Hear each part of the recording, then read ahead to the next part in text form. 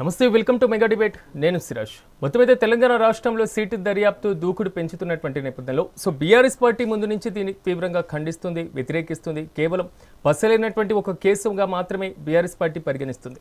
ఈ నేపథ్యంలో బీఆర్ఎస్ పార్టీలో అగ్రస్థానంలో ఉన్నటువంటి నేతలందరినీ ఆల్మోస్ట్ సీట్ విచారించినటువంటి పరిస్థితి కనబడుతుంది.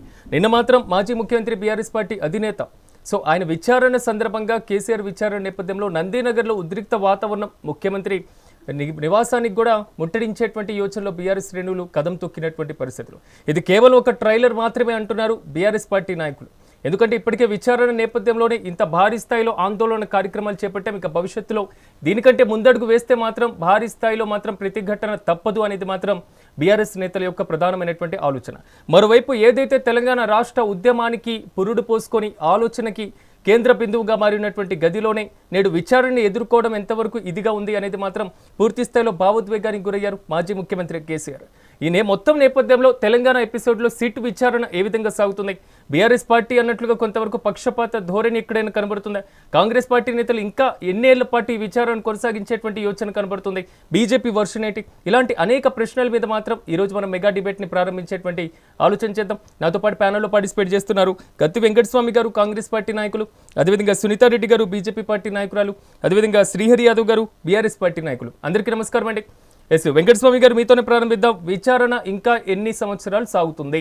ఇది బీజేపీ దగ్గర నుంచి వస్తున్నటువంటి వర్షన్ కూడా ఛార్జ్ షీట్ ఇంకా దాఖలు చేయలేదు అనేటువంటి అంశాలు కూడా తెర మీదకి వస్తున్నాయి. కానీ ఇది ట్రైలర్ మాత్రమే అంటున్నారు బీఆర్ఎస్ పార్టీ నేతలు. ఏమంటారు?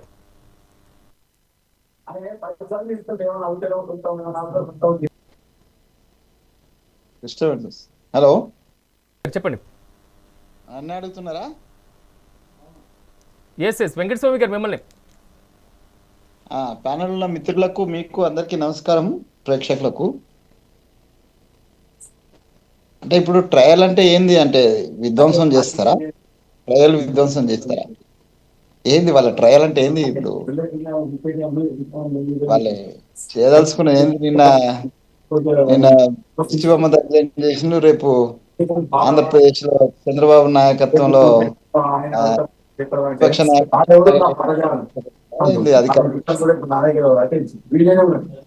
ట్రయల్ అంటే అర్థం కాదు. కాంగ్రెస్ పార్టీ సోనియా గాంధీ గారికి, అదేవిధంగా రాహుల్ గాంధీ గారికి ఈడీ నోటీసులు ఇచ్చినప్పుడు మీరు ఏ విధంగా అయితే ఆందోళన చేశారు, వారు కూడా అదే విధంగా ఆందోళన కనబడుతుంది. ఓకే, ఆందోళన చేయడానికి ఎవరికైనా స్వేచ్ఛ ఉంది. ప్రజాస్వామ్యంలో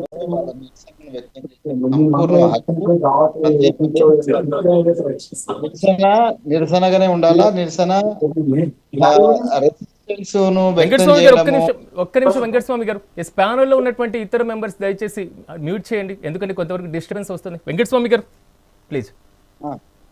ఇప్పుడు నిరసన వ్యక్తం చేయొద్దు అనేటువంటిది మాట కరెక్ట్ కాదు. నిరసన వ్యక్తం చేయొచ్చు. నిరసన వ్యక్తం చేయడానికి మాకు కానీ ఇంకెవరికి కానీ అభ్యంతరం ఉండకూడదు. ఎందుకంటే ఎవరి అభిమానం వాళ్ళకు ఉంటుంది. అభిమానంతో వాళ్ళు చేసేటువంటి నిరసన కావచ్చు, వాళ్ళు చేసే నిరసన ప్రదర్శన కావచ్చు, ప్రజాస్వామ్యయుతంగా, తర్వాత మన నియమాలకు, లా అండ్ ఆర్డర్కు లోబడి ఉండాల్సిన అవసరం ఉంటుంది. ఆ రకంగానే నిన్న కొంత నిరసన జరిగినది. సరే, కొంత ఉద్వేగంగా ఉంటుంది, కొంత ఎమోషన్స్ ఉంటాయి. సో ఒక ప్రధాన నేత, పార్టీకి సంబంధించినటువంటి ప్రధాన నేతకి సంబంధించినటువంటి విచారణ జరుగుతున్నప్పుడు డెఫినెట్గా ఆ శ్రేణులు స్పందిస్తాయి. ఆ స్పందనను నేనేం తప్పు పట్టడం లేదు. కార్యకర్తలుగా ఇప్పుడు నేనున్నా కూడా నేను తెలంగాణ ఉద్యమంలో నేనే ఫస్ట్ అరెస్ట్ అయినా. ఇది తెలంగాణ ఉద్యమం మొత్తంలో అరెస్ట్ అయింది ఫస్ట్ నేనే, 42 రోజుల దాని. ఆ టైంలో మా లెక్చరర్స్, తర్వాత టీచర్స్ రాష్ట్ర వ్యాప్తంగా రాస్తారోకోలు చేసినారు. ఎట్లా ఇప్పుడు ఆడ శ్రీహరి అన్న కూర్చున్నారు, ఆయన అభిమానులు ఉంటారు. అట్లాగే కేసీఆర్ గారు 9 సంవత్సరాలు ఒక రాష్ట్ర ముఖ్యమంత్రిగా పనిచేస్తున్నారు. దానికంటే మించి ఏంటంటే ఈ ముఖ్యమంత్రిగా ఉండడం కంటే అంటే ఉద్యమాన్ని లీడ్ చేసినటువంటి వ్యక్తి కాబట్టి డెఫినెట్గా అభిమానం ఉంటుంది. సో ఆ అభిమానంతో ఆయనకి ఏమైనా ఇబ్బంది అవుతుందనో, లేకపోతే ఆయన ఉన్న అభిమానం మీదనో నిరసన వ్యక్తం చేయడం, లేకపోతే వారికి నీరాజనాలు పాడడం అనేటువంటిది తప్పేం కాదు, అది చేయొచ్చు. కానీ దట్ షుడ్ బి లిమిట్స్. అంటే ప్రజాస్వామ్యయుతంగా ఉండాలి. మేము కూడా చేసినాం. నేను కూడా ఢిల్లీకి వెళ్ళిన, రాహుల్ గాంధీ, సోనియా గాంధీ విచారణ సందర్భంగా మేము ఢిల్లీలో ప్రదర్శన చేసినాము.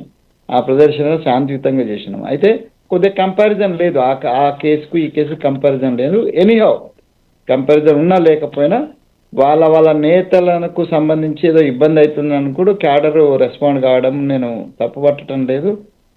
కానీ దాన్ని లిమిట్లో ఉండాలని నేను కోరుకుంటున్నా. తర్వాత నేను ఇంకొక అంశం ఏంటంటే, నేను చాలా స్పష్టంగా చెప్పదలుచుకున్నా. సరే, మా ప్రభుత్వం సంబంధించిన వాళ్ళు మా మినిస్టర్స్ ఇవన్నీ కూడా వ్యక్తిగత విమర్శకు పోతున్నాయి, కానీ నేను వ్యక్తిగత విమర్శకు పోదలుచుకోను, పాలసీ మీద మాట్లాడదలుచుకున్నాను. నేను ఏమన్నానంటే, ఈ దేశంలో ఒక ముఖ్యమంత్రి, ఒక ప్రధానమంత్రి ప్రధానమైనటువంటి పాత్రధారులు.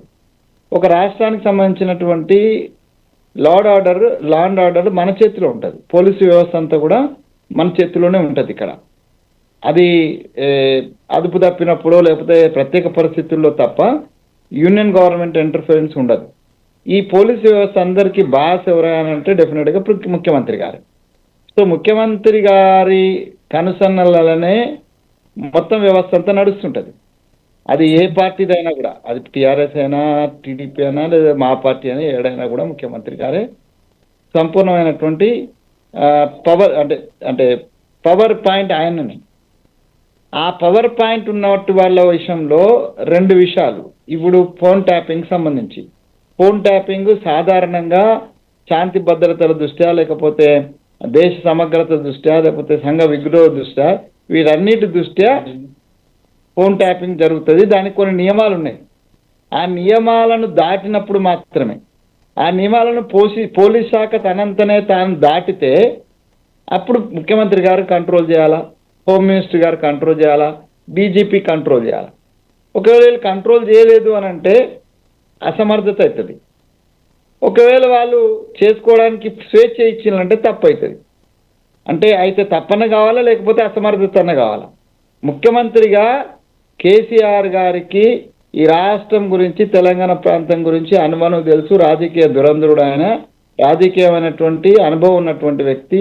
మినిస్టర్గా చేసినాడు, సెంట్రల్ మినిస్టర్ చేసినాడు, ఉద్యమ నాయకుడిగా ఉన్నాడు.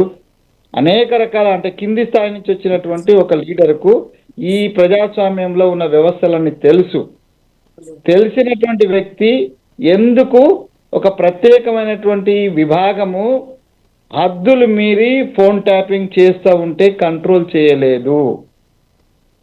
కాబట్టి కంట్రోల్ చేసినా చేయకపోయినా అల్టిమేట్గా ఆయనే బాధ్యుడు కాబట్టి ఆయన విచారణ జరుగుతుంది. ఆ విచారణలో ఆయనకు నోటీసులు ఇచ్చినారు.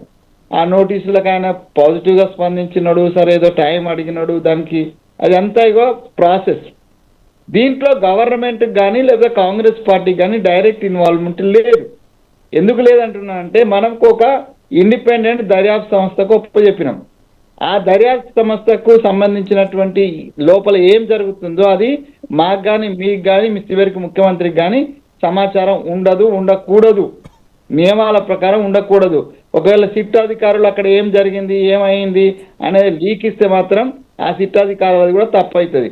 కాబట్టి మాకేం సంబంధం లేకుండానే విచారణలో ప్రాథమికమైనటువంటి ఏవైతే ఎవిడెన్సెస్ ప్రభాకర్ రావును తర్వాత మిగతా అధికారులను విచారించిన తర్వాత వచ్చినటువంటి ఆ సమాచారాన్ని, ముఖ్యంగా నేను చెప్తున్నట్టుగా ఈ రాష్ట్రానికి అధినేతగా 9.5 సంవత్సరాలు ఉన్నాడు కాబట్టి ఆయనే సంపూర్ణ బాధ్యుడు కాబట్టి చివరికి ఆయనకు కూడా నోటీసులు వచ్చినాయి.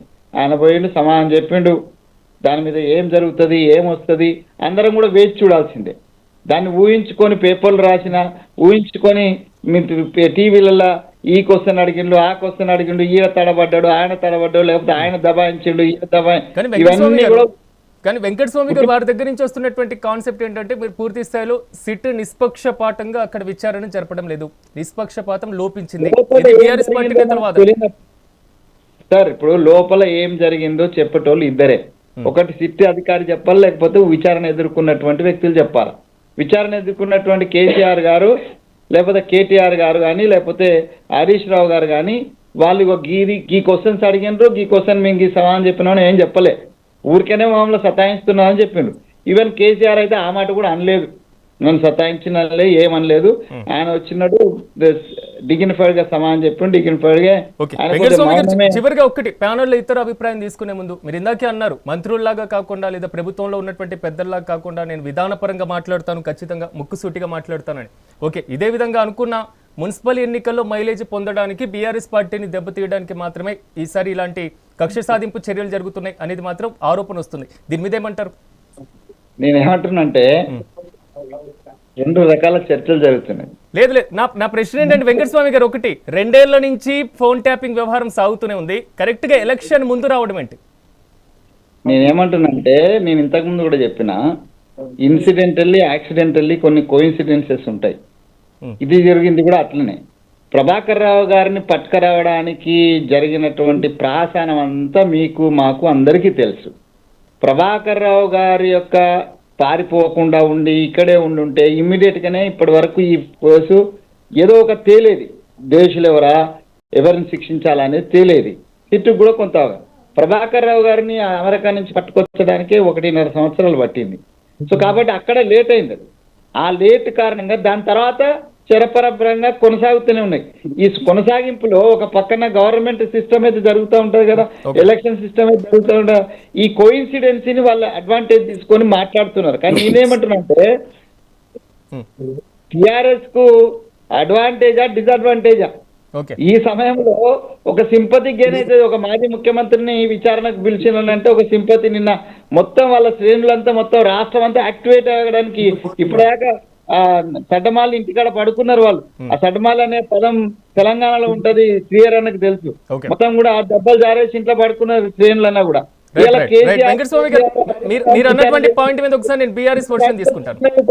అడ్వాంటేజ్ ఎవరికైనట్టు, ఇప్పుడు అడ్వాంటేజ్ మాకైనట్ట వాళ్ళకైనట్ట. శ్రీహరి గారు నమస్తే.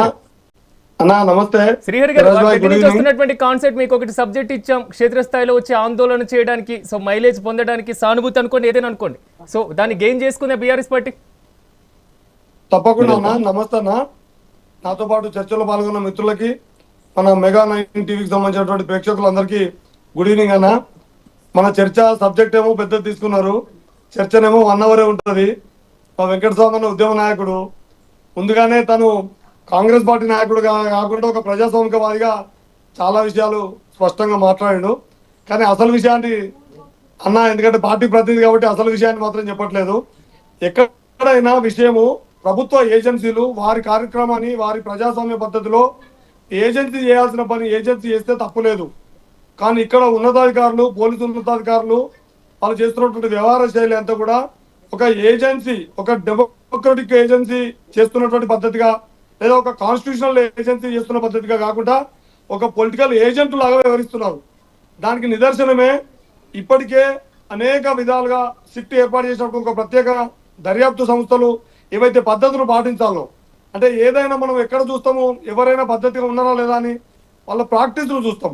వాళ్ళ ప్రాక్టీస్లో ఎప్పుడైనా సరే అయితే పార్లమెంట్ ఎన్నికలు వచ్చినప్పుడు ఒక విచారణ ఉంటుంది, గ్రామ పంచాయతీ ఎన్నికలు వచ్చినప్పుడు నోటీసులు వస్తాయి, ఇప్పుడు మున్సిపల్ ఎన్నికల నోటిఫికేషన్ వచ్చే ముందు నోటీసులు వస్తాయి. ఇట్లా ఉద్దేశపూర్వకంగానే, అది అన్న అనుకోకుండా జరిగినటువంటి కోఇన్సిడెంట్ అంటుడు కాదు, ఉద్దేశపూర్వకంగానే ఈ డెమోక్రటిక్ మనం అనుకున్న కాన్స్టిట్యూషనల్ ఏజెన్సీని ఏజెంట్గా మార్చుకొని, పొలిటికల్ ఏజెంట్గా మార్చుకొని వివిధ కరెక్ట్ రాజకీయ సందర్భాలలో మాత్రమే చేద్దాం అనుకున్నారు. నిజంగానే అన్న వెంకటస్వామి అనే ఒక మంచి విషయం చెప్పిండు. ఇది నిజంగానే తెలంగాణలో ఇప్పటి వరకు 9.5 ఏళ్ళు ఉన్నటువంటి ముఖ్యమంత్రి గారు చేయాల్సినవి ఇంకా ప్రజలు ఆశించిన స్థాయిలో వాళ్ళకు ఫలితాలు అందనప్పుడు, ఆ ప్రజలు ఉన్నటువంటి ఆకాంక్షలు పూర్తి స్థాయిలో నెరవేరినప్పుడు ఓ మేరకు మెరుగ్గా కొత్త ప్రభుత్వం వస్తే మెరుగ్గా ఏమైనా చేస్తారేమో. ఇప్పుడు నడుస్తున్నటువంటి అభివృద్ధి నమూనా కంటే ఒక మంచి కొత్త అభివృద్ధి నమూనాని మరింత వేగవంతమైనటువంటి అభివృద్ధి చేస్తారని నమ్మి వాళ్ళకి అధికారం అప్పచెప్పినటువంటి అధికారంలో వారు చెప్పిన 6 గ్యారంటీలు గాలికి వదిలేసారు. మొత్తం పాలనా యంత్రాంగాన్ని గాలికి వదిలేసారు. ఎంతసేపు కాంట్రాక్టులు, టెండర్ల పంచాయతీ, ఏ మంత్రి రెండో మంత్రితో మంచిగా అంటే ఒక ఫ్రెండ్లీ వాతావరణంలో లేని పరిస్థితి.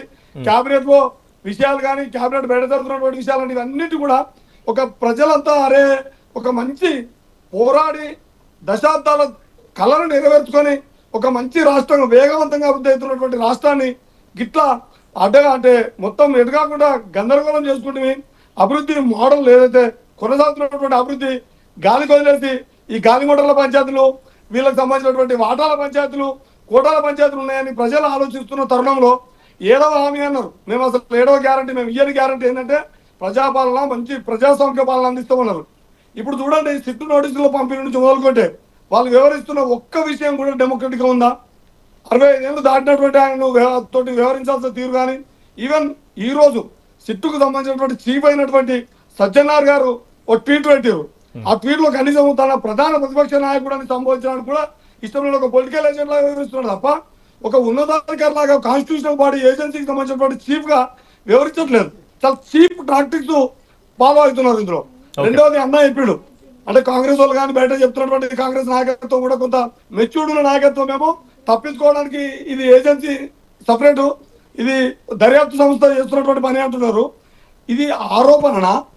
ఇప్పుడు ట్యాపింగ్, ఫోన్ ట్యాపింగ్ అనేది ఆరోపణ నిర్ధారణ. ఆరోపణ అయినప్పుడు అసలు చేయని, అసలు ఏం జరిగిందో ఏం పోయిందో అనే విషయాలు అక్కడ మాట్లాడుతున్నది ఇంతకుముందు చెప్పిండు మిత్రుడు, సోదరుడు, అనుభవజ్ఞుడు కూడా. అక్కడ ఏం మాట్లాడుతుందో అడిగిన చెప్పాలి, విన్న చెప్పాలి.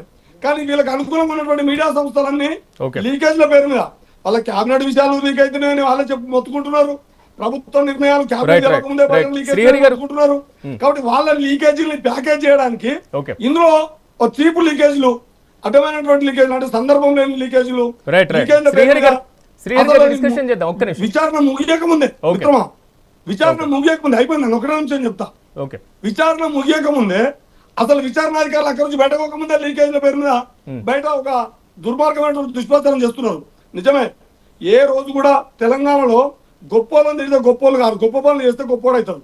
కానీ ఇక్కడ ఈయన కేవలం కేసీఆర్ గారిని కేవలం ఆరోపణలు చేసి కేసీఆర్ గారిని దుమ్మెత్తిపోసి దుర్భాష ఆడితే గొప్పలు అవుతాం అనుకుంటుంది తప్ప కేసీఆర్ గారు చేసినటువంటి పనుల కంటే ఇంకా గొప్ప పనులు చేయాలన్నటువంటి ఆలోచన లేకపోవడం వల్ల ఈ దురవస్థ పాలవుతుంది ప్రభుత్వ యంత్రాంగం. రెండవది, ఒక ఆఖరి విషయం ఏంటంటే, ఇవాళ ఒక గొప్ప నాయకుడు కేసీఆర్ పట్ల వ్యవహరిస్తున్నటువంటి తీరు ప్రభుత్వ యంత్రాంగాన్ని వివరబోతుంది. ఇంత దుర్మార్గంగా వివరిస్తుందా అని ఇలా తెలంగాణ సమాజం అంతా కూడా ఈ దేశంలో ఏ నాయకుడి మీద కూడా 12,000 గ్రామ పంచాయతీలకు నిన్న ఇంటెలిజెన్స్ వాళ్ళు చెప్పిన రిపోర్ట్ ప్రకారమే 8 నుంచి 9,000 గ్రామాలలో నిన్న ప్రభుత్వానికి వ్యతిరేకంగా ఒక ప్రజాస్వామ్య పద్ధతిలో నిరసన తెలియజేశారు. ఎక్కడ శృతిమించలేదు, ఎక్కడ విధ్వంసాలకు పాల్పడలేదు, ఎక్కడ కాంగ్రెస్ పార్టీ నాయకుల ఇంట్లో మీదకో కాంగ్రెస్ పార్టీ సంబంధించినటువంటి ఆఫీసులో మీదకో పోలేదు. ప్రజలు తమ నిరసనను వ్యక్తం చేశారు ఎక్కడికక్కడ ప్రజాస్వామిక పద్ధతిలో. ఈ వెల్లువెత్తున్నటువంటి నిరసననే నిదర్శనం. ఉద్దేశపూర్వకంగానే కేసీఆర్ గారిని అభాసుపాలు చేసి ఇబ్బందులకు గురి చేయాలనేటటువంటి ఒక కక్షపూరితమైనటువంటి ఒక కుట్రపూరితంగా వ్యవహరిస్తుంది తప్ప డెమోక్రటిక్ గా వ్యవహరించట్లేదని మా పార్టీ కాదు, మొత్తం తెలంగాణ యావత్ తెలంగాణ సమాజం అంతా కూడా ఇలా నివేరపోతుంది వీళ్ళ చేష్టలు చూసి.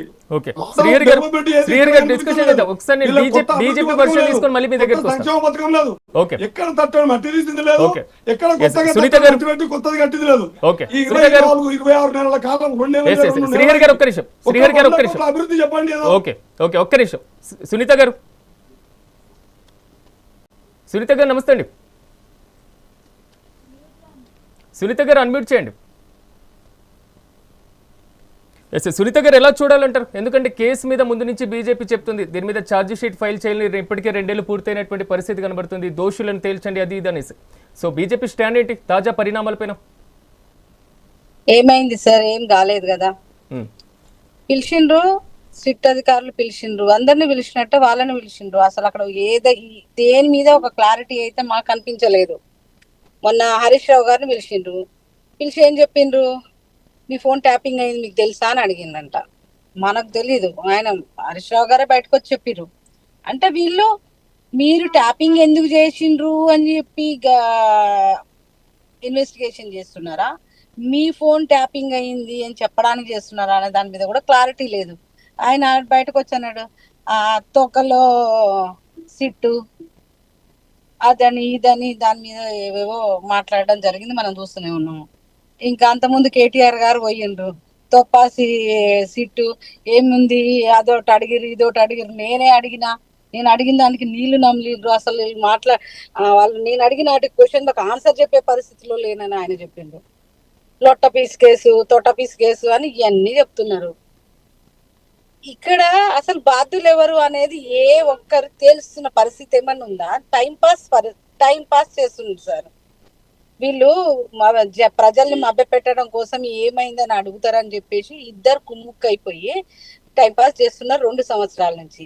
సిట్ 1 అయిపోయింది, దానికి దాన్ని హడావుడి చేసి 600 మంది దాకా దగ్గర అందరిని పిలిచి నీ ఫోన్ ట్యాపింగ్ అయింది, నీ ఫోన్ ట్యాపింగ్, ఇగో నువ్వు ఇది మాట్లాడినావు, ఇగో నువ్వు వీళ్ళతో మాట్లాడినావు, అవును కదా అని చెప్పి మాట్లాడిరు. ఇప్పుడు మళ్ళీ ఈ రెండో సిట్ వచ్చినాక బీఆర్ఎస్ వాళ్ళని పిలిచి అడుగుతున్నారు. But end of the day ఏం తెలిసింది వాళ్ళు? ఏమి తెలిసారు? ఇది ఇంకో సంవత్సరం వంటలక్క స్టోరీ లాగా సాగుతూనే ఉంటది అనేది మనకు తెలుసు. ఒక గవర్నమెంట్ లో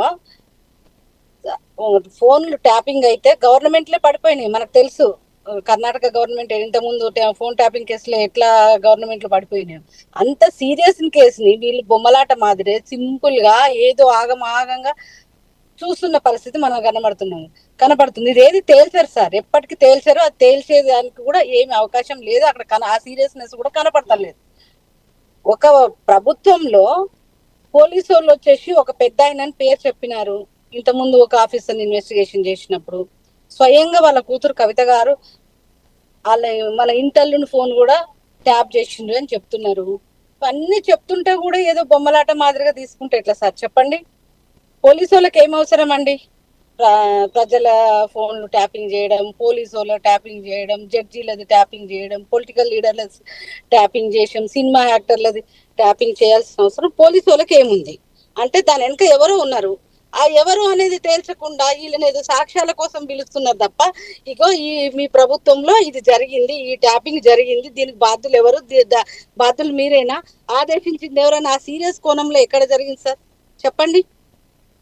అది ఎక్కడో వీళ్ళకు ఆల్రెడీ సెటిల్మెంట్ అయిపోయినాయి.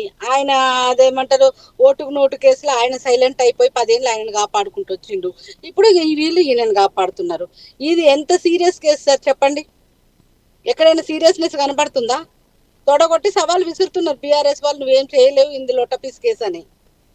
కాంగ్రెస్ గవర్నమెంట్ సైలెంట్ ఉంటుందంటే దాని అర్థం ఏంది? కేవలం సునీత గారు, బీఆర్ఎస్ వల్ల ఆరోపణ ప్రధానంగా ఇది కేవలం ఎలక్షన్ కోసం మాత్రమే, డైవర్షన్ పాలిటిక్స్ మాత్రమే అనేటువంటి ఈ కామెంట్స్ చేస్తున్నారు. సో ఈ కామెంట్స్ మీద ఏంటంటే ఎలక్షన్ల కోసము అది ఇది డైవర్షన్ కాదు సార్. వాళ్ళు 6 గ్యారంటీలు వాళ్ళు ఇచ్చే పరిస్థితి లేదు. అవి తప్పించుకోవడానికి ఏదో ఒకటి ఇది కెలుకుతారు. వాళ్ళు ఇది ఒకటి మాట్లాడతారు, నువ్వు కొట్టినట్టు చేయి నేను ఏడ్చినట్టు చేస్తా అని.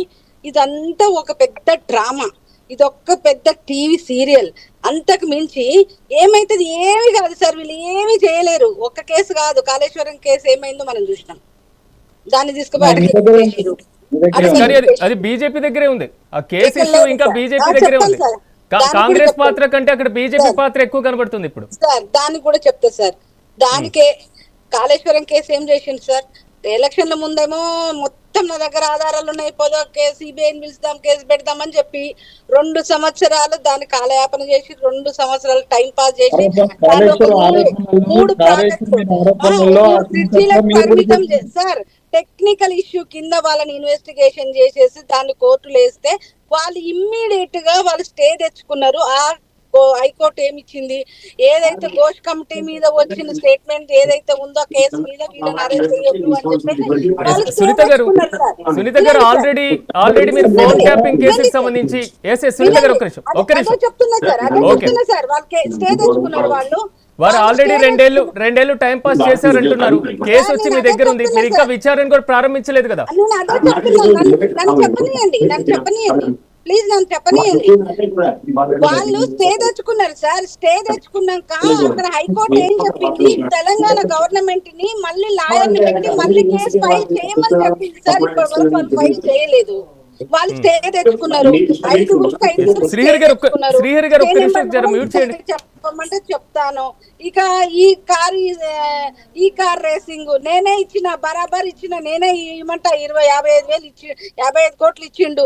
ఏంది అయితే అని చెప్పి తొడగొట్టి, నీకు దమ్ముంటే నువ్వు నన్ను అరెస్ట్ చేయి, జైల్లో ఉండి ఎనర్జీగా వచ్చి నేను స్పోర్ట్స్ ఆడుకొని వచ్చి నేను ప్రజలలోకి వెళ్ళి పాదయాత్ర చేసి ముఖ్యమంత్రిని అవుతాను అట్లా సవాలు విసురుతుంటే ఇక్కడ చూడడానికి ఏ విధంగా ఉందంటే వీళ్ళు కేసులు తేలుస్తారా, మేము కక్ష సాధించమండి, మేము అలా చేయమండి అని చెప్తారు. ఇక్కడ కక్షకు వాటికి ఏం సంబంధం ఉంది సార్? అక్కడ అవినీతి జరిగింది, అక్కడ కుట్రకోణం జరిగింది, అందరు ఫోన్లు విన్నారు. దుబ్బాక ఎలక్షన్లలో రఘునందన్ గారిని ఓడగొట్టడానికి ఆయన ఫోన్ ట్యాపింగ్ అయిందని ఆయన గగ్గోలు పెట్టి మొత్తుకున్నాడు. మనకు మునుగోడు ఎలక్షన్లలో ఏదో ఫామ్ హౌస్ ఫైల్స్ అని కొత్తగా ఓపెన్ చేసి అప్పుడు ఫోన్ ట్యాపింగ్ అయిందని మేము ఎత్తిన మొత్తుకొని చెప్పినాము, పట్టించుకోలేదు. స్వయంగా ముఖ్యమంత్రి గారు నా ఫోనే ట్యాపింగ్ అయింది, నా ఫ్యామిలీ ఫోన్ ట్యాపింగ్ అయిందని చెప్తాడు. దేని మీద యాక్షన్ ఉండదు. ఇవన్నీ ఇక్కడ మాట్లాడతారు, ఢిల్లీలో ప్యాకప్ అవుతారు, ఢిల్లీలో కుమ్ముక్ అవుతారు. ఈ స్కామ్లన్నీ షేరింగ్లు అవుతాయి, పంపకాలు కుదరినప్పుడు వాళ్ళ మొత్తం సెటిల్మెంట్లన్నీ ఢిల్లీలో చేసుకుంటారు సార్. ఇక్కడ కొట్లాట, అక్కడ కలిసిపోవడాలు, అన్ని సెటిల్మెంట్లు. ఎక్కడ ఒక్క కేసు కూడా తేలేదు సార్. ఒక్క బండి మీద 30 గొర్రెలు 40 గొర్రెలు పోయినాయి అని చూపించారు సార్. ఏమైంది సార్? ఎలక్ట్రిసిటీలో 80,000 కోట్ల స్కామ్ అయింది అన్నారు. ఏమైంది సార్?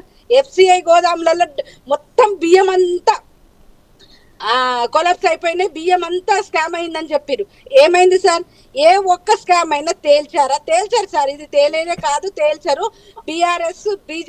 బీఆర్ఎస్ కాంగ్రెస్ ఒకే విధానంతో వెళ్తున్నారు, 2 పార్టీలుగా ఉన్నారు కానీ వాళ్ళంతా ఒకటే. అది ఎప్పటికీ తేలేదు కాదు. కేసీఆర్ గారిని ముట్టుకున్న ధైర్యం కూడా ఈ ప్రభుత్వం చేయట్లేదు, చేయదు కూడా. ఎందుకంటే ఆ ధైర్యం చేయట్లేరు వీళ్ళు. ఎన్ని కేసులు ఉన్నాయి సార్? ఒక్క కేసును తేలుస్తున్నారా? తేల్చరు. అంతా ఏదో టీవీ సీరియల్ మాదిరిగా ఉన్నది అంతే. ఓకే, శ్రీహరి గారు నమస్తే. అక్క ఒక మంచి విషయం చెప్పింది. పాపం కేసులు తేల్చడం గురించి. మనకి ఈ దేశంలో ఈడీ అనేది ఎంత మోడీ చేతిలో ఒక కీలకమైందో దేశం అంతా చూస్తున్నారు. ఎంత ఘోరంగా అంటే ఎవరు బీజేపీకి వ్యతిరేకంగా ఉంటే వాళ్ళ మీద ఈడీ రైళ్లు అయితే, ఎవరైతే ఒక రకంగా నిర్మా సోప్కు వాషింగ్ పౌడర్ నిర్మా అని ఒక చిన్నప్పుడు ఒక యాడ్ వచ్చేదన్న, ఎన్ని తప్పులన్నా ఏని వాషింగ్ పౌడర్ నిర్మా కలుపు చేసినట్టుగా ఎవరైతే కాషాయం చేయడానికి ఒప్పుకుంటారో ఇంకా వాళ్ళ మీద ఏ ఆరోపణలు ఉన్నాయి. అయిపోయి రేవంత్ రెడ్డి చోటాబాయి బడాబాయి అని మోడీని చెప్పుకొని రేవంత్ రెడ్డి కాంగ్రెస్ ఇప్పుడు బీజేపీ 2 బాయి అనుకుంటున్నటువంటి పరిస్థితి అక్కడికి తెలిసిన పాపం కొత్త విషయం చెప్పింది. ఇలా బొగ్గు స్కామ్ లో ఇలా బొగ్గు మంత్రి ఎవరు? కేంద్ర బొగ్గు వనరుల శాఖ మంత్రి ఎవరు? ఇలా బీజేపీ ఆయన కిషన్ రెడ్డి. హరీష్ అన్న ఎట్లా బొగ్గు గనులు అక్క ఒక నిమిషం మీరు మాట్లాడేటప్పుడు నేను తప్పేయాలి కదక్క. సుందర్ రెడ్డి గారు మేము మాట్లాడుతున్నాం కదా, మేము మాట్లాడేటప్పుడు మీరు మాట్లాడద్దు. ఒక్క నిమిషం తర్వాత మీ అభిప్రాయం చెప్పండి అక్క. ఇలా బొగ్గులకు సంబంధించి పూర్తి ఆధారంతో టెండర్లలో ఎట్లా లెస్ టెండర్లన్నీ ప్లస్ టెండర్లు అయినాయి, ఎట్లా 100 కోట్ల రూపాయలు ఎట్లా దుర్వినియోగం అవుతున్నాయో ఆధారాలు చేతులు పట్టుకొని ఏ టెండరు ఎవరికి వచ్చింది దానికి సంబంధించినటువంటి సర్టిఫికేట్ ఏదైతే ఎన్నడూ లేని కొత్త నిబంధనలు పెట్టి ఎట్లా కొల్లగొట్టిరో చెప్పిన తర్వాత టెండర్లు రద్దు చేసారు. అంటే ఒప్పుకున్నట్టేనా? ఒప్పుకున్నట్టే కదా అవినీతి జరిగిందని. దాన్ని ఏం విచారణ చేసాడు బొగ్గు శాఖ మంత్రి? ఆయన కూడా వాటా తీసుకొని ఊరుకున్నాడు అనుకోవాలా? ఇలా దేశంలో ఉన్నటువంటి అన్ని సహజ వనరులు ప్రభుత్వ రంగ సంస్థని 1-2 కంపెనీలకు దారాంతం చేస్తున్నటువంటి బీజేపీ వాళ్ళు అయితే వాళ్ళు చేస్తే అంటే దూడ చేనులో వేస్తే ఆవు గట్టు మీద మేదని, ఏది ఆవు చేనులో వేస్తే దూడ గట్టు మీద మీద అన్నట్టుగా ఈ దేశ ప్రభుత్వ రంగ సంస్థలన్నీ ఏమో బీజేపీ వాళ్ళు 1-2 కాంట్రాక్ట్ కంపెనీలకు కార్పొరేట్ కంపెనీలకు దారాదత్తం చేస్తే సేమ్ ఆ బడాబాయి తమ్ముడైన ఈ చోటాబాయి కూడా ఇక్కడ ఈ రాష్ట్రంలో సంపద కూడా గట్టే తాకట్టు పెట్టబోతున్నాడు, గట్టే దారాదత్తం చేయబోతున్నాడు. ఈ తాకట్టు పెట్టడంలో దారదత్తం చేయడంలో కంపెనీలపై ఇవ్వడంలో కాంగ్రెస్ బీజేపీ. కానీ మనం ప్రత్యేకంగా ఇప్పుడు సిట్టు విషయానికి వద్దాం. సిట్టు విచారణ కేవలము ఇది ఒక కాన్స్టిట్యూషనల్ బాడీస్ కాన్స్టిట్యూషనల్ ఏజెన్సీలు చేసే పద్ధతిలో చేయట్లేదు. కేవలము పొలిటికల్ ఏజెంట్లా వివరించే పోలీస్ అధికారులను పెట్టుకొని ఒక పొలిటికల్ గేమ్ ఆడి పొలిటికల్ గా గెయిన్ కావడానికి ఆడుతున్నటువంటి నాటకాలు ఇవి బట్టబయలు అవుతాయి. నిజాలు నిలకడ మీద తేలుతాయి. వీళ్ళ ఆరోపణల్లో వీళ్ళ విచారణలో కొండవి ఎలుకను కాదు, ఎలుక తోకలు కూడా పట్టలేరు వీళ్ళు. కేవలము ప్రజల నుంచి వస్తున్నటువంటి తీవ్ర నాటకాలే తప్ప ఇవి ఏది కూడా కావు. ఇకనైనా 6 గ్యారెంటీలు 420 హామీలకు సంబంధించి అమలు చేయాల్సిందే. అమలు చేసేదాకా మీరు ఓకే. ఎన్ని కానీ మీరు వేధింపులకు హెచ్చరిస్తున్నారు చేసినా మేము సీటు మిమ్మల్ని విచారణకు నిలదీస్తూనే కేవలం ఉంటాం. శ్రీహరి గారు సీటు విచారణ కేవలం పిలిస్తే మాత్రమే పూర్తి స్థాయిలో ఆందోళన కార్యక్రమాలు చేపట్టారు. ముఖ్యమంత్రి ఇల్లు ముట్టడి వరకు కూడా మీరు పరిగెత్తినటువంటి పరిస్థితి. ఇది కేవలం ఒక పిక్చర్ మాత్రమే కనిపిస్తుంది, ట్రైలర్ మాత్రమే ఉంది, ఇంకా పిక్చర్ ముందు ఉంది అంటున్నారు. విచారణ వద్దనులే. Yes, yes. సిరాజ్ భాయ్, రాష్ట్రంలో పక్కన శాంతి పక్కన భద్రతలు దయచేసి. అదుపు తప్పేటువంటి మేము- పరిస్థితి తేవాలా? సిరాజ్ భాయ్ మేము విచారణ జరపద్దు అనలే. విచారణ ప్రాసెస్ ఏదైతే ఉందో అది డెమోక్రటిక్ ప్రాసెస్ లో లేదు. అన్డెమోక్రటిక్ గా వ్యవహరిస్తున్నారు, అన్కాన్స్టిట్యూషనల్ గా వ్యవహరిస్తున్నారు. అనేక మంది ఇదివరకు విచారణ జరుపుతున్న సందర్భంలో ఎక్కడ అయితే ఉన్నాడో అక్కడ వచ్చి విచారించమంటే లేదు మీరు మీ నామినేషన్ మీ అఫిడవిట్ లో ఉన్న అడ్రస్ అన్నారు. అదే విషయం అఫిడవిట్ లో ఉన్న అడ్రస్ హరీష్ రావు గారు ఎక్కడండి? సిద్దిపేట. మరి సిద్దిపేటకు వచ్చి ఇచ్చిరా? హైదరాబాద్ లో కదా ఇచ్చింది. కానీ హరీష్ రావుకు కేటీఆర్ గారికి ఒక నీతి, కేసీఆర్ గారి పట్ల ఒక రకంగా వ్యవహరిస్తారా? ఈ వ్యవహరించే తీరు అంటే ఒకటిగా ఉందని ఆందోళన చేస్తున్నారు. విచారణ జరపద్దు, ఆరోపణలకు భయపడి ఏదో జరిగిపోతుంది, మమ్మల్ని జైల్లో పెడతారు, మీరు జైల్లో పెట్టద్దు అని చెప్పడానికి పోలేదు. మీ ప్రాసెస్ ఏదైతే ఉందో డెమోక్రటిక్ ప్రాసెస్ లో కాన్స్టిట్యూషనల్ బాడీస్ చేయాల్సిన పని కాకుండా ఒక పొలిటికల్ ఏజెంట్ లా వ్యవహరిస్తున్నారు, అన్కాన్స్టిట్యూషనల్ గా వ్యవహరిస్తున్నారు, అన్డెమోక్రటిక్ గా వ్యవహరిస్తున్నారు. ఇది పద్ధతి కాదు. సరైన పద్ధతిలో వ్యవహరించడం అయినా ఒక ప్రజాస్వామ్యాన్ని గౌరవించేవాడిగా, ఒక మీరే ఇంతకుముందు మొదట్లో ప్రారంభంలో చెప్పినట్టుగా ఒక ఎమ్మెల్యేగా, ఒక మంత్రిగా, ఒక కేంద్ర మంత్రిగా, ఒక ముఖ్యమంత్రిగా, ఇప్పుడు ప్రధాన ప్రతిపక్ష నాయకుడిగా నేను గౌరవిస్తూ మీరు ఇన్ని తప్పుడు విధానాలు అవలంబించినా కూడా నేను హాజరవడానికి సిద్ధంగా ఉన్నానని చెప్పి వారు వచ్చి హాజరైనారు. ఈ హాజరవుతున్న పద్ధతి మీదనో ఆరోపణల మీద కాదు కార్యకర్తల కోపానికి వస్తుంది. ఈ ప్రాక్టికల్ గా వీళ్ళు చేస్తున్నటువంటి వీళ్ళ ప్రాక్టీస్ ఏదైతుందో అది complete undemocratic process, undemocratic practice.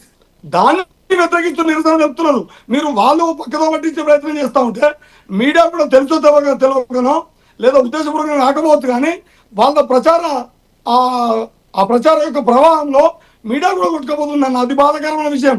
ఓ అంధభక్తుడు దొరికి అందజోతే ఆయన ఇష్టం వచ్చినట్టుగా ఆయన కొత్త పలుకుల పేరు మీద చెత్త పలుకులన్నీ ఇవాళ మీడియాకున్న పరువుని గౌరవాన్ని ఒక ఫోర్త్ స్టేట్ అంటే ఇవాళ మన కాన్స్టిట్యూషనల్ పార్టీస్లలో మనం ముఖ్యమైనటువంటి ఒక 4వ స్తంభంగా దాన్ని చూస్తాం. ఫోర్త్ స్టేట్ చూస్తే మీడియాని దాని మొత్తం దానికి ఉన్న పరువుని ఒక రకంగా దాని విలువలకి వలవలు తీసేస్తున్నారు చెత్త పలుకులతోని. అట్లాంటి వాటిని వ్యతిరేకించారన్న ఖచ్చితంగా ఒక డెమోక్రటిక్ ప్రాసెస్ లో ఉన్నవాళ్ళు అన్డెమోక్రటిక్ ప్రాక్టీస్ వ్యతిరేకించడం కూడా తప్పేనా?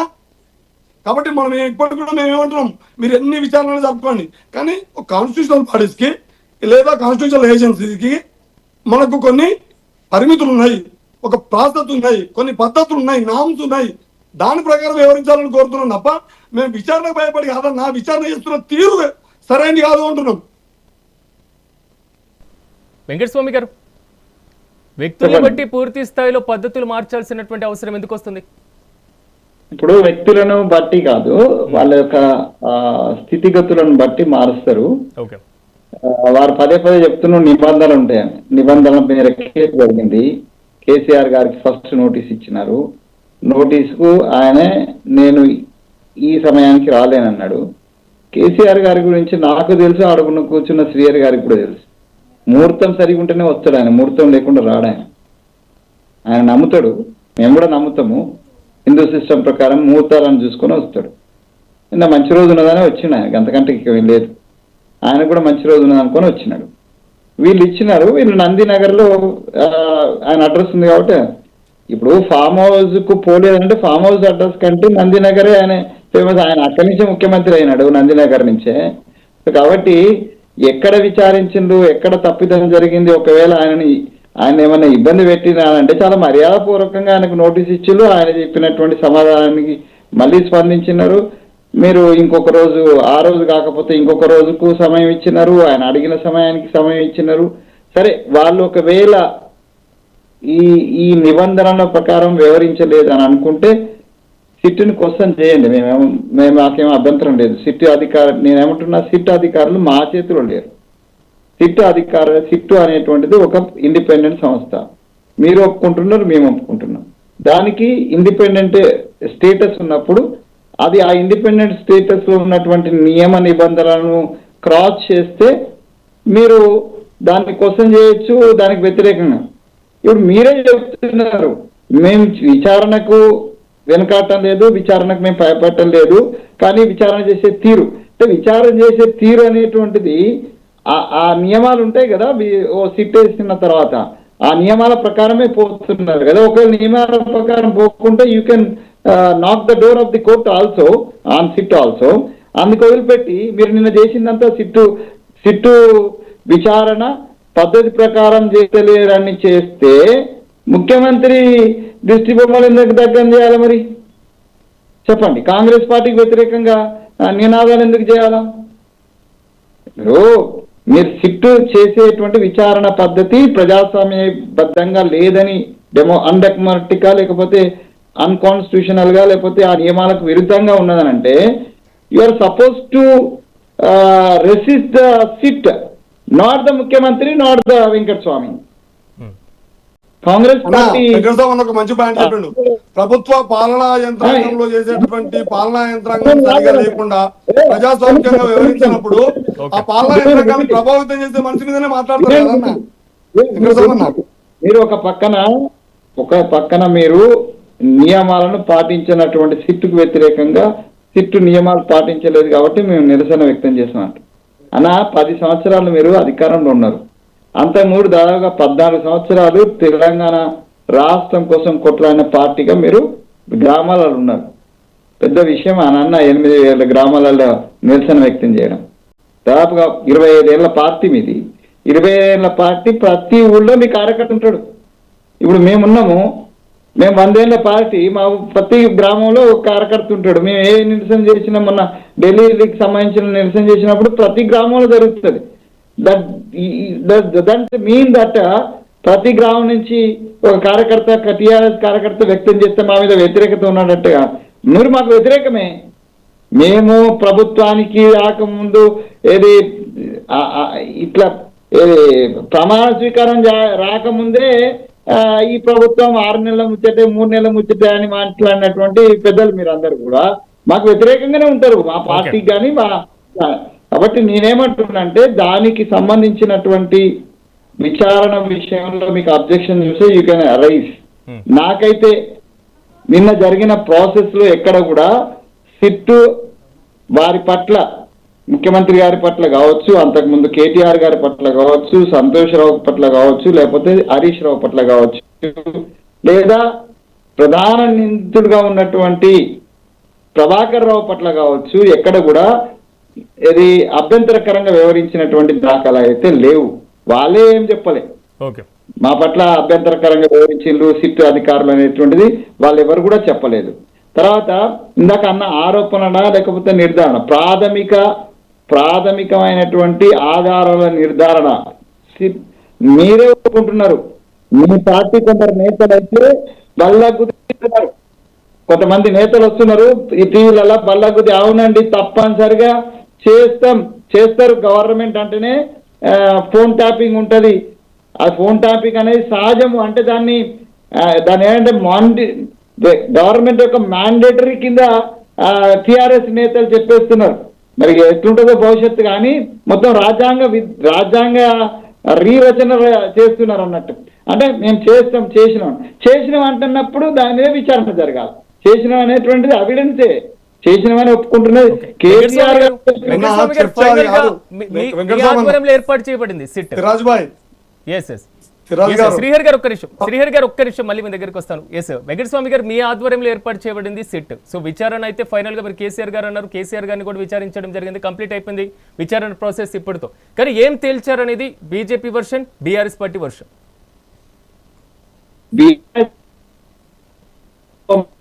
అంటే ఇప్పటిదాకా మాట్లాడిన ప్రధానమంత్రి ఉన్నటువంటి ఒక భారతీయ జనతా పార్టీకి ఈ దేశంలో సీట్ల గురించో దాని గురించో ఆలస్యం గురించో మాట్లాడే నైతిక హక్కు ఉన్నదని నేను అనుకోవటం లేదు.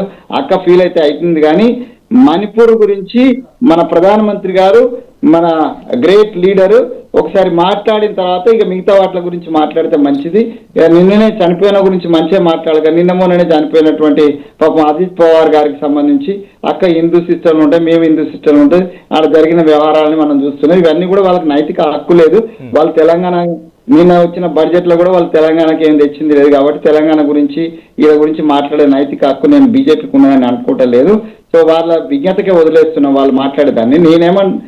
నా విషయానికి వస్తే ఇక్కడ ఏం తేల్తానంటే తేల్చాల్సింది గవర్నమెంట్ కాదు.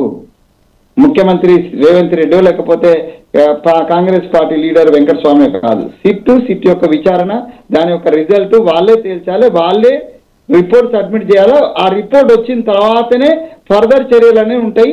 ఎవరు నిందితులు, ఎవరు నిందితులు కారు అనేటువంటిది తెలుస్తుంది. నిందితులు ఎవరైతే ఉంటారో అది రాజ్యాంగబద్ధంగా చట్టపరంగా ఏ అయితే శిక్షలు వేయాలో ఆ శిక్షకు అది కేసీఆర్ అతీతుడు కాదు, లేకపోతే కేటీఆర్ అతీతుడు కాదు, నేను అతీతుడు కాదు, అక్కడ ఉన్న శ్రీయర్ అన్న కూడా అతీతుడు కాదు. మేము చట్టాలకు ఎవరో అతిథులం కాదు. ఎవరికైనా చుట్టాలు అయితే కావచ్చు చట్టాలు, కానీ మాకైతే కాదు. మేము మాలంటోళ్ళకైతే ఇప్పటిదాకా అట్లాంటి సందర్భం కూడా రాలేదు. ఆయన జైలుకు పోయినాడు, నేను జైలుకు పోయినోడే.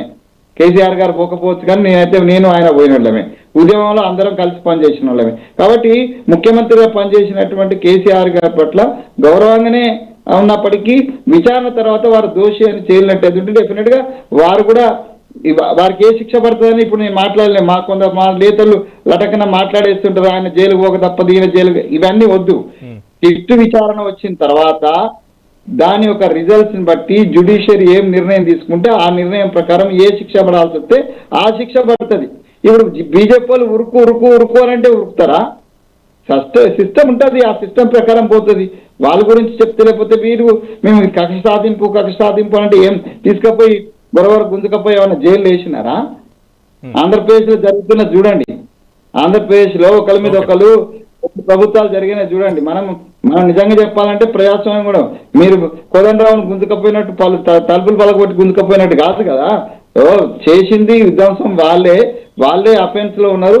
వాళ్ళలాగా కాంగ్రెస్ పార్టీ కూడా చేస్తుంది అనేటువంటి దాన్ని కూడా అడ్వాంటేజ్ తీసుకుందాం, సింపతి చేసుకుందాం అని అనుకుంటారు. కానీ సింపతి ఆల్రెడీ పెద్ద ఆయన బయటకు వచ్చింది కాబట్టి సింపతి వచ్చింది వాళ్ళకే. మా అన్న ముసిముసిలో నవ్వుతున్నాడు. మున్సిపల్ ఎలక్షన్ లో వాళ్ళకే అడ్వాంటేజ్ అవుతుంది, వాళ్ళకే అడ్వాంటేజ్ అన్నా. కాంగ్రెస్ పార్టీ దంద ప్రమాణాలని మా వెంకటస్వామి అన్న చాలా మంచిగా వినసొంపుగా చెప్పేసిండు. వాళ్ళ మంత్రులు వాళ్ళ ఎమ్మెల్యేలు మొత్తుకుంటారు. ఇప్పుడు మా ఫోన్లు కూడా ట్యాపింగ్ అవుతున్నాయి, మా సంగతులు ఏంటి అని చెప్పి వాళ్ళ ఓఎస్డీలే టెండర్ల పంచాయతీలో పెట్టుకుంటారు పంచాయతీ. అట్లా ఈడీ కేసులు జరిగితే ఒక్క నిమిషం వెంకటస్వామి, ఈడీ కేసులు, ఈడీ కూడా కాన్స్టిట్యూషనల్ బాడీ ఏజెన్సీ కదా. ఈడీ కేసులు జరిగితే వీళ్ళు ప్రధానమంత్రి మోడీ గారి దిష్టిబొమ్మలు దగ్ధం చేసుకుంటూ ప్రధానమంత్రి మోడీకి వ్యతిరేకంగా వీళ్ళు నిరసన చేస్తున్నారంటే దాని అర్థం ఏంటన్నా? ఇక్కడ ఏజెన్సీ తప్పులు, ఏజెన్సీ స్వతంత్రంగా వ్యవహరిస్తలేదనే ఏజెన్సీని ప్రభావితం చేసే దాంట్లో దాని ఇనిషియేషన్ విషయంలో కానీ దాని టైమింగ్ విషయంలో కానీ ఏ టైంకు నోటీస్ పంపడము, ఏ టైంకి ఇవ్వడం, వీటన్నిటి వెనుక ప్రభుత్వము ప్రేరేపితం చేస్తూ ప్రభుత్వ ఏజెన్సీ కాకుండా పొలిటికల్ ఏజెంట్ గా వ్యవహరిస్తారు అనేది ఆరోపణ ఇక్కడ. అందుకని ఇక్కడ అధికారంలో ఉన్నటువంటి ప్రభుత్వాన్ని ఎక్కడైనా విమర్శించేది అధికారం ఉన్న వాళ్ళనే విమర్శిస్తారు మొదటిది. రెండవది బీజేపీ విషయంలో బీజేపీ గురించి తెలంగాణలో వాళ్ళ బడ్జెట్ లో వాళ్ళ కేటాయింపులు కానీ వాళ్ళ ద్వంద్వ విధానాల గురించి ఎందుకంటే పొందుతుంది కాబట్టి మనం వాళ్ళని చెప్పలేము. కానీ ఇక్కడ తెలంగాణలో ఇప్పుడు ప్రభుత్వ పాలనా యంత్రాంగము గాలి కొదిలేసింది. తెలిపొచ్చని చెప్పిన శ్రీయరన్నా, నేను ముందే చెప్పిన మీకు హక్కు ఉంది, మీరు నిరసన తెలియజేయొచ్చు అని చెప్పిన. నేను దిష్టిబొమ్మ సీఎంనే కాలబెడతాము, సీఎంఏ వ్యవహరిస్తున్నాడు ఇట్లా అని. సీఎం ఈ వ్యవహారం వెనుక మొత్తం వెనుక తన యొక్క తప్పుల్ని, తన కంట్రోల్లో లేని కేబినెట్ ని, తన మీద నిందలేస్తున్నటువంటి మంత్రుల్ని, తను చేస్తున్నటువంటి మొత్తం స్కాముల్ని ఎప్పటికప్పుడు ఇప్పి ప్రజలకు ఒలిచి చెప్తున్నటువంటి యంత్రాంగ నాయకుల్ని ఎప్పటికప్పుడు తను బుర్రదలుకున్నాడు కాబట్టి, తను పెయ్యంత అవినీతి కమ్ముకోతుంది కాబట్టి తను లిటరల్ గా బహిరంగంగా సూట్ కేసులతోని బ్యాగులతోని డబ్బు మూటలతోని స్వయంగా దొరికింది కాబట్టి మొత్తం అందరికి దొడ్డోలే, నేను ఒక్కరిని కాదు ఏం చేయలేకేంది. ఇప్పుడు సునీతక్క కరెక్ట్ అడిగింది, సునీతక్క కూడా అడిగింది. మీరు ఒకవేళ నిజాయితీగా నిజంగానే నిశ్చితంగా ఆయన దొరికిందని అని చెప్పింది కదా, మరి మీ టైంలో దొరికిన నోట్ల కేసు చంద్రబాబు నాయుడును ఏం చేయకపోతుంది, మరి ఆయనకు సంబంధించిన వాళ్ళే ఇప్పుడు ఈయన ఏం చేయకపోతుంది. మంచి డెమోక్రటిక్ యాక్టివిస్ట్, మీకు స్పష్టత ఉంది, మీకు ఈ విషయాల మీద చాలా స్పష్టత ఉన్న నాయకుడు. మీరు స్టేజ్ తెచ్చుకున్నారన్నా. చంద్రబాబు ఈ ఇండియాలో అందరు సిబిఐ కేసుల మీద కానీ ఏ కేసుల మీద అయినా సరే స్టేల మీద బతుకుతున్న వాళ్ళు ఎవరు ఉన్నారంటే చంద్రబాబు. ఆయన ఒక్కడే బతకడం కాకుండా మీరు రేవంత్ రెడ్డిని కూడా స్టేల మీద ఆపుకున్నారు. ఆ కేసులో స్టే తెచ్చుకొని కోర్టు నుంచి స్టే తెచ్చుకున్నారు. కానీ మేము ఇక్కడ మీ నోటీస్ ఇస్తామని స్టే పోవచ్చు. మేము కూడా కోర్టు నుంచి స్టే తెచ్చుకోవచ్చు, మేము కూడా వాయిదాలు కోరవచ్చు, మేము కూడా దీన్ని ఆపుకోవచ్చు. కానీ మేము భయపడట్లేదు. ఎవరైనా సరే తప్పులు చేసిన వాళ్ళు, తప్పులు కప్పిపుచ్చుకునే వాళ్ళు, వాళ్ళ కంటిలో బురదలు ఇతరుల మీద చల్లాలనుకునే వాళ్ళు అట్లా చేస్తారు. కానీ మేము రెడీ టు ఫేస్ అన్నా వెంకటరామన్న, మేము ఎదుర్కోవడానికి సిద్ధంగా ఉన్నాం. మేము ఎక్కడ కూడా పదేళ్ళు కలబడి నిలబడి కొట్టాడే వచ్చింది కదా. మీరు ఎన్ని కేసులు పెట్టినా బిడ్డ పెళ్లి కూడా రానియకపోయినా కలబడి నిలబడే ఉన్నాడు కదా.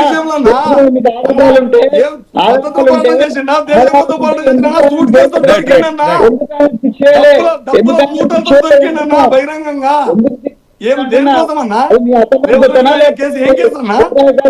అప్పుడేమన్నా సంబంధాలు ఉన్నాయా లేదా చంద్రబాబు నాయుడు తోటి ఏమన్నా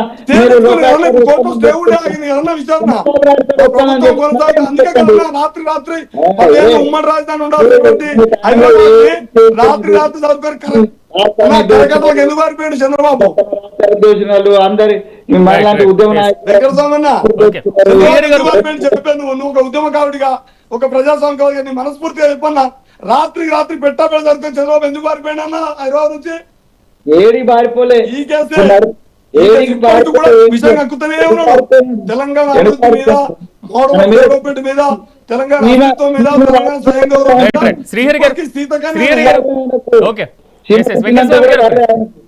ఈ 2 గంటల సిద్ధాంతంలో గుడ్డికన్నే తెలంగాణ. శ్రీహరి గారు ఫైనల్ గా వెంకటస్వామి గారు ఇందాక అన్నట్లుగా సో అవకాశం ఒకటి బీఆర్ఎస్ పార్టీ కల్పించినట్లుగా ఉంటుంది అనేటువంటి సందర్భం కల్పించారు. సో ఇప్పుడు జరుగుతున్నటువంటి విచారణ మున్సిపల్ ఎన్నికలకి మీరు అవకాశంగా భావిస్తున్నారా, ప్రతికూల వాతావరణంగా భావిస్తున్నారా, సెంటిమెంట్ గా యూజ్ చేసుకోవాలనుకుంటున్నారా, ఏంటి ప్లాన్? అన్న, ఒక రాజకీయ పార్టీ మాది. ఒక రాజకీయ పార్టీ కార్యకర్తలుగా, రాజకీయ పార్టీగా మేము చేసిన అభివృద్ధిని, మేము గతంలో 9 ఏళ్ళు చేసిన అభివృద్ధి నమూనాని ఎక్కడ కూడా చేయట్లేదు అనే విషయాన్ని చెప్తూనే ఈ 26 నెలల కాలంలో వాళ్ళు అమలు చేయని హామీలని, వాళ్ళు చేస్తున్నటువంటి స్కాముల్ని, తప్పుల్ని ఎత్తి చూపెట్టుకుంటూనే హామీని అమలు చేయాలని నిలదీసుకుంటూనే ఇగో ఇట్లాంటి అక్రమ పద్ధతుల్ని, అంటే ఏదైతే గవర్నమెంట్ కాన్స్టిట్యూషనల్ ఏజెన్సీ పొలిటికల్ ఏజెంట్గా వాడుకుంటున్న తీరుని మేము ప్రజల్లోకి పోతాం. ఖచ్చితంగా మున్సిపల్ ఎన్నికలలో మేము ప్రజల్లోకి ఈ ప్రభుత్వం చేస్తున్న ద్వంద్వ విధానాల్ని, అంటే తను చేయాలని తను తలపెట్టి ఏవైతే అడ్డగోలు హామీలు ఇచ్చి అమలు చేయని హామీల్ని చెప్తాం. అట్లే పక్కకు పెట్టి వాళ్ళు చేస్తున్న కావాలని 26 నెలల కాలంలో 26 దొంగతనాలు ఉన్నాయి, 26 స్కాములు ఉన్నాయి. అవన్నీ కూడా ప్రజలకు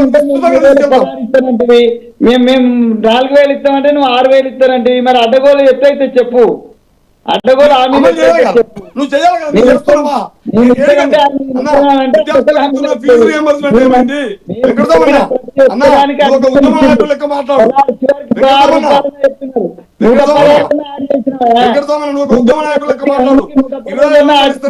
మహిళలు ఏమైనాయి?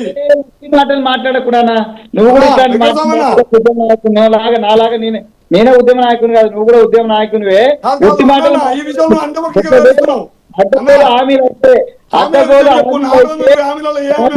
చెప్పు.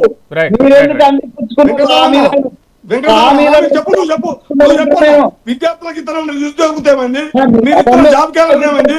2500 మహిళలు ఏమైంది? 2500 ఎన్ని మందికి ఇచ్చారు? రైతు భరోసా ఏమైందన్నా? మీరు ఇస్తున్న బోనస్ ఏంటన్నా? బోనస్ బోగస్ అయిపోయింది కదా, బోగస్ కాలేదా? కాళేశ్వరం అంటారు, అదే కాళేశ్వరం అంటే కదా హైదరాబాద్కి ఇస్తున్న. ఒక్క నిమిషం శ్రీహరి గారు, ఒక్క నిమిషం. కూడా మీరు చెప్పాలి, ఎందుకు అమలు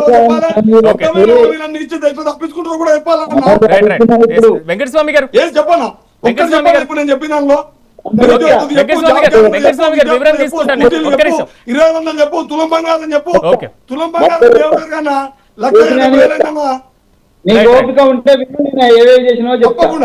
తప్పకుండా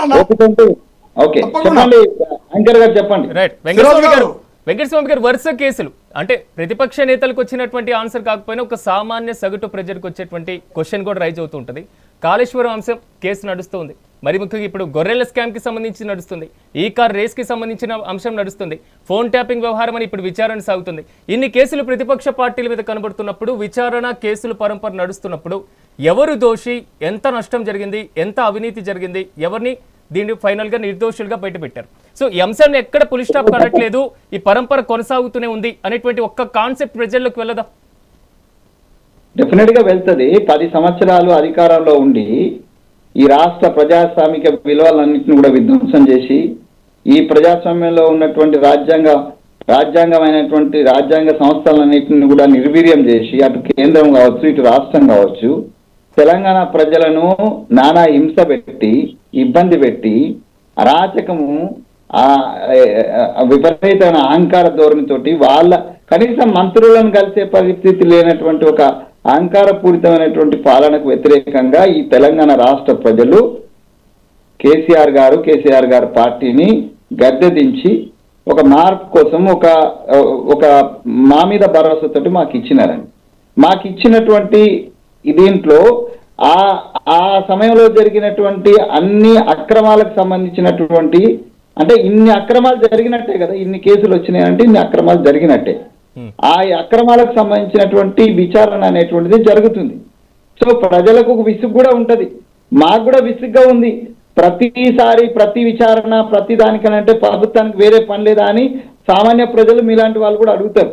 సో కాబట్టి మేమేమంటున్నామంటే మాకు పని ఉంది, మీ ఊరికే ఈ కేసులను పట్టుకొని వీళ్ళని సతాయించడము లేదా వీళ్ళని వెనుకబడము ఇది మా పని కాదు.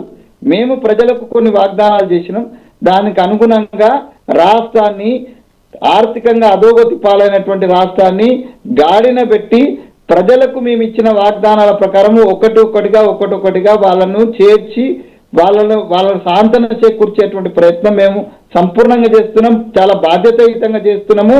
అయితే అసలు మా ప్రభుత్వమే 3 నెలల ముచ్చటన్న వాళ్ళు మమ్మల్ని పని చేయకుండా ప్రయత్నం చేస్తున్నాం, అయినా కూడా మేము పని చేస్తున్నాం. 2.5 సంవత్సరాలుగా మేము ఇచ్చిన వాగ్దానాలు వాళ్ళకి కనిపిస్తలేవు. మేము చేస్తున్నటువంటి వాళ్ళు ప్రజలు ఉన్నారు, ప్రజలకు మేము ఇచ్చిన వాగ్దానాలలో గ్రామీణ ప్రాంతంలో ఉన్నటువంటి ప్రజలకు సాటిస్ఫై అయింది కాబట్టి మాకు మొన్న 70% పైన గ్రామ పంచాయతీలు మేము గెలిచినాం. రేపు 80-90% పైన మున్సిపాలిటీ మీకు గెలుస్తాం. దాన్ని శ్రీహరన్న చూస్తాడు, నేను చూస్తాను, తప్పనిసరిగా మీరు చూస్తారు. రిజల్ట్స్ కోసం వెయిట్ చేద్దాం. ఎవరు అడ్వాంటేజ్ రిజల్ట్ దగ్గర బీఆర్ఎస్ పార్టీ మీరు యూజ్ చేసుకోబోతున్నారు ఈ అంశాన్ని అనేసి, సో మీరు ఇబ్బందులు పడుతున్నారని మీకు అర్థమవుతుందా? నేనేమంటున్నా అంటే పొలిటికల్ యాంగిల్లో ఇందాక శ్రీహరి గారు అన్నట్టుగా పొలిటికల్ యాంగిల్లో చూసినప్పుడు ఒకవేళ అంటే మా అభిప్రాయమే మేము పార్టీ పరంగా లేకపోతే మా పార్టీ పెద్దలకు చెప్పేసినా మేము యాక్చువల్లీ అంటే ఒకవేళ మా చేతుల్ని కంట్రోల్ ఉండి ఇది ఎలక్షన్ టైంలో నోటీసులు ఇచ్చేసి ఆ నోటీసుల కారణంగా టిఆర్ఎస్ పార్టీకి సింపతి వచ్చే ప్రయత్నం మేము ఎందుకు చేస్తామండి? అంటే నేనేమంటున్నాను, ఇండిపెండెంట్ వ్యవస్థ అది చేసుకుంటూ పోతుంది. ఒకవేళ మా చేతిలో ఉండేది ఉంటే ఇప్పుడు సింపతి వస్తుందనే ఉద్దేశంతో ఆపేవాళ్ళం కావచ్చు కదా, అది ఆపలే మేము. దాని ప్రాసెస్ మేము చట్టం తన పని తను చేస్తుందని పిసిసి అధ్యక్షుడు మాన్యులు మా అన్న మహేష్ కుమార్ గౌడ్ గారు చాలా స్పష్టంగా చెప్పిండు. మేము పార్టీ పరంగా కానీ మా ఇన్వాల్వ్మెంట్ లేదు, ఆ ప్రాసెస్ నడుస్తుంది. మేము ఇండైరెక్ట్ గా మేము చాలా మంచి క్వశ్చన్ అడుగుతున్నారు. ఇండైరెక్ట్ గా వాళ్ళకి సింపతి పెరగడం వల్ల కొంత మాకు దెబ్బతలిగే అవకాశం కూడా ఉన్నది, కాదని అంటలేను నేను. సో మరి అట్లాంటి దెబ్బతలిగే అవకాశం ఉన్నదని మీ రాజకీయ దురంధరంతో మాకు కూడా ఉంది కదా, ఉన్నా కూడా మేము ఎందుకు ఆపలేదు అని అంటే the process is not under our control, it is the control of the SIT only. It is an independent organisation that is doing its own job. If you have any objection on the job of the process of the SIT system, and you can object and you can go for the courts also. ప్రజలకు పోవచ్చు, కోర్టులకు పోవచ్చు, దేనికి పోయినా మాకు అభ్యంతరం లేదు. Even ఇంత మీరు శ్రీహరన్ అంటున్నా మేము ఏం చేయలేదు అంటున్నా, చేసినామో చేయలేదో రేపు మున్సిపల్ ఎలక్షన్స్ లో బయటపడుతుంది తప్పనిసరిగా. సమయం కూడా దగ్గర పడదు కాబట్టి మేము ఎక్కడ కూడా ప్రజాస్వామికంగా వ్యవహరిస్తుంది ఏజెన్సీ ఇండిపెండెంట్ గా లేదు, అదొక టూల్ గా దాన్ని వాడుకుంటున్నారు అనే విషయమే మా ఆరోపణ. దాన్ని ఇండిపెండెంట్ ఏజెన్సీగానో దాన్ని కాన్స్టిట్యూషనల్ ఏజెన్సీగానో కాకుండా పొలిటికల్ గా దాన్ని ఒక టూల్ లాగా వాడుకుంటున్నారు అనేది మొదటి ఆరోపణ అన్న. రెండవది వాళ్ళు ఎక్స్పెక్ట్ చేయలేదన్నా, ఎక్కడ కూడా సిరాజ్ భాయ్ ఇంత పెద్ద మొత్తంలో వీళ్ళ మీద కేసులు వేస్తే జనరల్ గానే మా ప్రభుత్వము వారు చెప్పినట్టుగా మా ప్రభుత్వం మీద ప్రజలు పెట్టుకున్న ఆశల విషయంలోనో ఆకాంక్షల విషయంలోనో ఎక్కడో మేము కొంత ప్రజల్ని సాటిస్ఫై చేయడంలో ఫెయిల్ అయినాము. ఆ విషయము అధికార మార్పిడి ద్వారా రుజువు చేసారు ప్రజలు. మేము ఖచ్చితంగా ప్రజలు ఆశించిన స్థాయిలో మోడల్ ఆఫ్ డెవలప్మెంట్లో కావచ్చు, వాళ్ళు ఆశించిన అభివృద్ధి ఫలాలు ప్రజలకు దక్కని విషయంలో మేము ఫెయిల్ అయినాం కాబట్టి మాకు 2% ఓట్లు మాకు తక్కువ వచ్చినాయి కాబట్టి మీకు అధికారం కట్టబెట్టారు. మా మీద కోపంతోనో లేదా మేము చేస్తామని ఆశించిన స్థాయిలో చేయకపోవడం వలన. కానీ దాన్ని మీరు ఏమనుకున్నారంటే మా మీద పూర్తి వ్యతిరేకత ఉంది, ఇంకా వీళ్ళని కేసులు పెట్టినా ఏం చేసినా ప్రజలు పట్టించుకోరు అనుకున్నారు. కానీ ఇది వారు ఊహించలేదు అన్న సిరాజ్ భాయ్. ఇక్కడ కూడా ప్రభుత్వ ఇంటెలిజెన్స్ ఏజెన్సీలు కానీ ప్రభుత్వ రంగ సంస్థలైనటువంటి ఐబీలు, ఇంటెలిజెన్స్లు, ఎస్ఐబీలు ఈ విషయంలో ఫెయిల్ అయినాయి. ఎందుకంటే వాళ్ళ మీద ప్రభుత్వం మీద వ్యతిరేకత, వాళ్ళ గత 9.5 ఏళ్ల పాలన మీద వ్యతిరేకత ఉండి కక్షపూరితంగా వ్యవహరిస్తే ప్రజలు కూడా చూస్తూ ఊరుకుంటారు అనుకున్నారు. కానీ ఈ విధానాన్ని వాళ్ళు విషయం చెప్పండి, మాకు పని ఉంది, మేము బాగా పనిచేసుకుంటూ పోతున్నాం కాదన్నా. వాళ్ళ స్కాముల్ని మేము ఎక్కడికెక్కడ వాళ్ళు ఏం పని చేస్తున్నా వాటాలు పంచుకునే పంచాయతీలో, వాళ్ళకి ఆదాయం వచ్చే పంచాయతీలలో, వాళ్ళ కోటాలు పంచాయతీలో ప్రజలు పాలవుతున్నారు. దాన్ని పక్కదో పట్టించడానికి ఇంతకు మించి వేరే మార్గం లేదన్న పాపం. ఇది తప్ప వాళ్ళకి వేరే మార్గం లేదు. పెద్ద ఎత్తున ప్రజలు తీవ్రంగా ఇంత పెద్ద మొత్తంలో ప్రజలు ఆందోళన చేసి ఇంత పెద్ద ఎత్తున ప్రజలు ఇంతకుముందు వెంకటరామన్ కూడా ఒప్పుకున్నాడు, వాళ్ళ తడుగులు నేర్చుకున్నాడు, వాళ్ళ క్యాడర్ పట్టించుకోదు అనుకున్నాడు. కానీ పెద్ద మొత్తంలో ప్రజల నుంచి కదలిక వస్తుందని శ్రీహరి గారు చూద్దాం. మొత్తం మీద మీరు అన్నట్లుగా కొంతవరకు ఇది మైలేజ్ వైపు ఏ విధంగా వెళ్తుంది, లేదా డైవర్షన్ పాలిటిక్స్ వైపు ఉంటున్నటువంటి పరిస్థితి ఉంటుందా? సో ప్రజలు దీని మీద ఎలాంటి తీర్పుని ఇవ్వబోతున్నారు, ప్రభుత్వాలు ఏం తేల్చబోతున్నాయి, సీట్ ఫైనల్గా ఎలాంటి రిపోర్ట్ ఇవ్వబోతుందో. నాతో పాటు ప్యానల్లో పార్టిసిపేట్ చేసినటువంటి వెంకటస్వామి గారికి, సునీతా రెడ్డి గారికి, శ్రీహరి యాదవ్ గారికి ప్రత్యేకంగా కృతజ్ఞతలు. మొత్తం మీద మాత్రం సీటు దర్యాప్తు ముమ్మరంగా సాగుతున్నటువంటి వేళ ఒకవైపు బీఆర్ఎస్ వర్సెస్ కాంగ్రెస్ పార్టీ, మధ్యలో బీజేపీ వర్షన్ కలుపుకుంటే ఓవరాల్గా తెలంగాణలో రాజకీయ సమీకరణాలు మాత్రం వేగంగా మారుతున్నాయి. ఇది వాటి మెగా డిబేట్. రేపటి డిబేట్లో మళ్ళీ కలుద్దాం. చూస్తూనే ఉండండి మెగా 9 టీవీ.